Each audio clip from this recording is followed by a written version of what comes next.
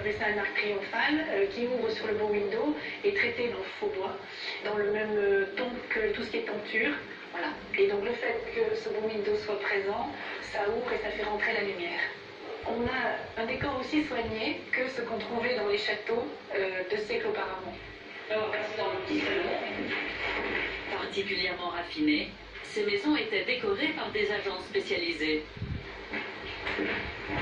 Les commanditaires de ces maisons étaient de la partie. C'était des gens qui, toute leur vie, à travers les grands magasins, ont vendu ces pièces de mobilier, ces éléments de décor, ces lampes, ces lustres. Donc c'est un milieu, un langage qu'ils maîtrisaient parfaitement. Et donc du coup, ils ont pris soin, ils ont pris le temps et ils ont exigé le plus joli. Et c'est vrai que beaucoup de choses sont venues de Paris et de Lyon, Marseille, hein, les grandes capitales. Jules Lyons, le grand-père de Brigitte, a fait construire sa maison en 1903, à son retour du Mexique. Comme le veut la mode de l'époque, il s'inspire de l'architecture balnéaire. Un habitat ouvert sur l'extérieur, qui surprend dans cette région de montagne.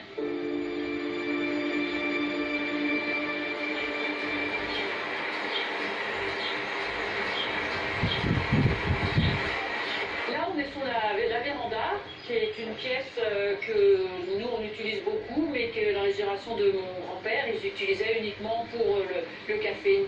Et nous, maintenant, c'est vraiment là où on vit pour profiter de la vue et du jardin.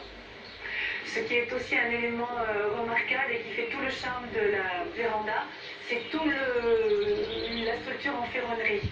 Elle a été dessinée par l'architecte qui a lui-même inscrit le motif.